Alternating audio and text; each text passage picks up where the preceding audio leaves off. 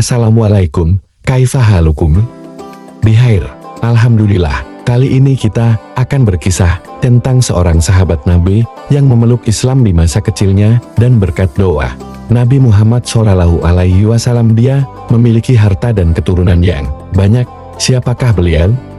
Yuk, kita simak kisahnya. Bismillah. Anas bin Malik radhiyallahu anhu. Suasana haru dan sukacita menyelimuti kaum muslimin Madinah kala itu. Bagaimana tidak seorang Rasul yang mereka cintai dan dambakan akhirnya hijrah dari Mekah ke Madinah. Rasulullah Shallallahu Alaihi Wasallam berada di antara mereka. Seluruh kaum muslimin Madinah atau yang dikenal dengan nama kaum Ansor bersyukur dan bersemangat sekali. Dari anak-anak hingga orang dewasa baik laki-laki maupun perempuan. Kala itu seorang ibu menyambut dengan semangat hijrahnya Rasulullah Shallallahu Alaihi Wasallam. Beliau segera membawa anak laki-lakinya yang belum genap 10 tahun kala itu untuk menemui Rasulullah. Anak laki-laki itu lahir pada tahun ketiga kenabian sang anak laki-laki tersebut seperti ibunya. Juga menyambut dengan semangat, ibunya telah menanamkan di dalam hatinya kecintaan kepada Rasulullah Shallallahu Alaihi Wasallam sejak masih kecil. Di hadapan Rasulullah Shallallahu Alaihi Wasallam sang ibu berkata, "Wahai Rasulullah, ini adalah pembantumu Anas, berdoalah untuknya." Rasulullah Shallallahu Alaihi Wasallam kemudian berkata, "Ya Allah, perbanyaklah harta dan anak-anaknya dan berkahilah ia dalam harta dan keturunannya." Berkat doa Nabi Shallallahu Alaihi Wasallam ini, sang anak kecil tersebut kemudian menjadi orang yang memiliki banyak harta dan kelapangan rezeki. Sang anak tersebut adalah Anas bin Malik radhiyallahu anhu, sahabat Nabi Shallallahu Alaihi Wasallam dari kalangan Ansor yang berasal dari suku Khazraj keturunan Bani Nazar. Ia memiliki banyak anak dan cucu hingga ia menjumpai hampir 100 diantaranya. Di antara anak-anaknya adalah Abu Bakar, Ubaidillah, Nadir dan Musa. Ibu Anas bin Malik adalah Sahlah binti Malik bin Khalid atau yang biasa dikenal dengan nama Ummu Sulaim, salah seorang sahabiah yang menjadi pemeluk Islam generasi awal di wilayah Madinah. Dan setelah keislamannya, Ummu Sulaim mengajarkan dan menanamkan 2 kalimat syahadat kepada putranya Anas bin Malik. Sejak itu, Anas kecil terbiasa mengucapkan kalimat itu dalam berbagai kesempatan. Ummu Sulaim tetap tak bergeming meskipun keislamannya, dan Anas menyebabkan suaminya, Malik bin Nazar, marah besar, sehingga meninggalkan mereka ke Syam dan akhirnya meninggal di sana.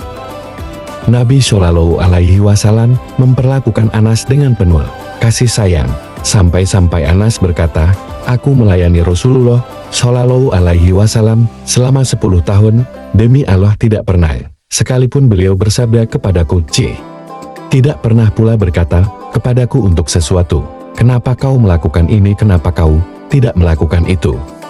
Anas melayani keperluan Rasulullah Shallallahu Alaihi Wasallam selama periode Madinah. Anas bukan hanya melayani Rasulullah Shallallahu Alaihi Wasallam saat berada di rumah saja, tapi juga ketika beliau dalam perjalanan, dan bahkan ketika berperang. Anas turut pergi dalam perang Badar bersama Nabi Shallallahu Alaihi Wasallam saat ia masih kecil untuk melayani keperluan beliau.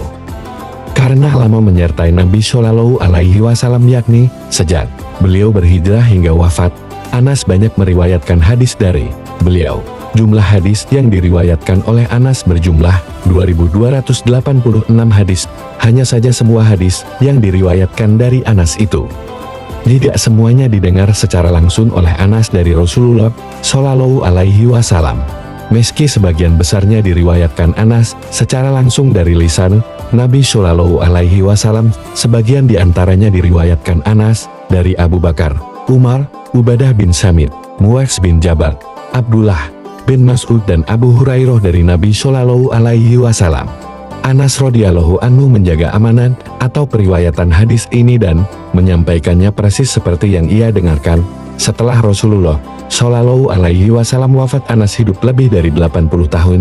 Selama itu ia menyampaikan hadis-hadis Nabi Shallallahu Alaihi Wasallam, sehingga Anas menjadi guru mulia bagi imam-imam besar seperti Hasan al-Basri, Ibnu Sirin, Said bin Zubair, Qatadah, Az-Zuhri dan Umar bin Abdul Aziz. Karena hafalan hadisnya terbilang tidak sedikit, ia berhati-hati dan irit dalam meriwayatkannya demi menghindari kekeliruan. Dengan kata lain, Anas bin Malik menyampaikan apa yang ia ketahui dan meriwayatkan hadis yang ia pastikan benar dan berasal dari hafalannya.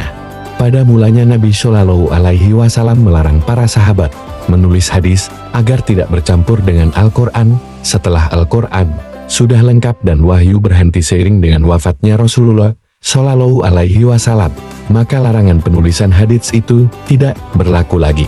Sehingga Anas bin Malik menulisnya dan berkata, ikat telah ilmu dengan tulisan.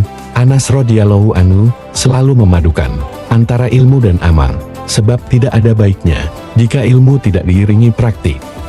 Anas bin Malik radhiyallahu anhu sangat mencintai Rasulullah Shallallahu Alaihi Wasallam. Bukti kecintaan Anas kepada Rasulullah adalah mengikuti ucapan, perbuatan dan sunnah beliau, ditambah lagi perasaan di dalam hati yang dipenuhi cinta kepada Rasulullah Shallallahu Alaihi Wasallam.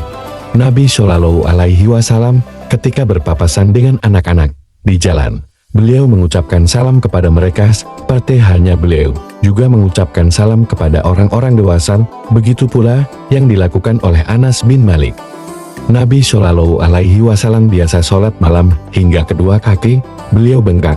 Seperti itu juga Anas, dia sholat malam hingga kedua kakinya bengkak karena saking lamanya berdiri. Nabi Shallallahu Alaihi Wasallam menyukai beberapa jenis makanan, dan di antara makanan yang beliau sukai adalah labu. Anas bin Malik berkata, aku pergi bersama Rasulullah Shallallahu Alaihi Wasallam untuk menghadiri jamuan makan tersebut. Lalu Rasulullah Shallallahu Alaihi Wasallam disuguhi roti gandum dan kuah yang ada labu dan dendengnya. Aku melihat Rasulullah Shallallahu Alaihi Wasallam mengambil labu di sekitar piring. Lalu Anas berkata, sejak saat itu aku mulai menyukai labu. Di antara bentuk kecintaan Anas kepada Rasulullah Shallallahu Alaihi Wasallam adalah Anas menyimpan wadah yang pernah digunakan oleh Rasulullah Shallallahu Alaihi Wasallam untuk minum. Selain itu Anas juga menyimpan sepasang sandal dan tongkat kecil milik Rasulullah Shallallahu Alaihi Wasallam. Salah satu keistimewaan sahabat mulia ini adalah selalu menyampaikan hadis-hadis Nabi Shallallahu Alaihi Wasallam kepada kaum muslimin. Itulah kebiasaannya hingga akhir hayat. Khalifah Abu Bakar mengangkatnya sebagai petugas pemungut zakat di Bahrain atas usulan Umar, karena kepandaiannya dalam pencatatan keuangan. Ketika Abu Musa al-Asy'ari memimpin Basrah, ia menjadikan Anas sebagai salah satu orang dekatnya dan mengirimnya ke Umar sebagai perwakilannya. Setelah itu Umar mengangkat Anas sebagai pemimpin Persia. Ketika Abdullah bin Zubair dibaiat sebagai khalifah, ia mengangkat Anas sebagai pemimpin Basrah untuk sementara waktu. Ketika Al-Hajjaj berbuat semena-mena di Irak, Anas menentangnya, dan ia mendukung Abdurrahman bin Asy'as, salah satu pemberontak yang melawan Al-Hajjaj. Al-Hajjaj akhirnya mengancam Anas, hingga Anas mengadukan Al-Hajjaj kepada Abdul Malik bin Marwan, khalifah kaum muslimin dalam sepucuk surat. Kemudian Abdul Malik mengirim surat kepada Al-Hajjaj yang berisi teguran dan menyuruhnya meminta maaf kepada Anas. Akhirnya Al-Hajjaj memenuhi perintah Abdul Malik bin Marwan itu. Anas radhiyallahu anhu memiliki keahlian dalam memanah, dan ia aktif ikut serta dalam medan jihad. Namun demikian, keikutsertaannya dalam jihad bukan menjadi penghalang baginya untuk menyampaikan hadis, karena sebelumnya ia juga turut hadir dalam perang Badar dan Uhud, melayani keperluan Rasulullah Shallallahu Alaihi Wasallam di kedua peperangan tersebut. Ia juga ikut terlibat dalam perang Khandaq sebagai mujahid yang menebas leher orang-orang kafir dan membunuh siapapun di antara orang-orang kafir sebisanya. Setelah itu, ia menghadiri peperangan-peperangan Nabawi dalam perang penumpasan kemurtadan. Di sana, ia memberikan pengorbanan yang baik. Ia mengarungi peperangan Qadisyan dan turut serta dalam pembebasan Tustar. Setelah Tustar berhasil ditaklukkan, Abu Musa al-Asy'ari sang komandan pembebasan mengirim Anas untuk membawa tawanan dan rampasan perang kepada Amirul Mukminin Umar radhiyallahu anhu. Anas kemudian datang menemui Umar dengan membawa serta penguasa Tustar, Hurmuzan. Anas mengelilingi wilayah Basrah untuk menetap di salah satu perbatasan kota tersebut sampai menginjak usia lebih dari 100 tahun. Di sanalah Anas sakit. Lalu ia berkata kepada orang-orang di sekitarnya, talkinkanlah la ilaha illallah kepadaku. Lalu Anas terus mengucapkannya sampai wafat. Anas wafat pada tahun 93 Hijriah, dan ia adalah sahabat Nabi terakhir yang meninggal dunia di Basra, seorang sahabat Nabi yang mendapatkan janji syafaat dari Rasulullah Shallallahu Alaihi Wasallam di hari kiamat kelak. Semoga Allah merahmatinya, amin. Demikianlah kisah kita kali ini. Semoga kita terus semangat dalam menjalankan syariat agama kita, agama Islam, sebagaimana yang telah dicontohkan oleh Rasulullah dan para sahabatnya, generasi terbaik umat ini, dan semoga Allah Subhanahu wa Ta'ala mengizinkan dan meridhoi kita tetap berada dalam barisan umat Nabi Muhammad Shallallahu Alaihi Wasallam hingga di akhirat kelak. Amin wallahu alam. Wassalamualaikum.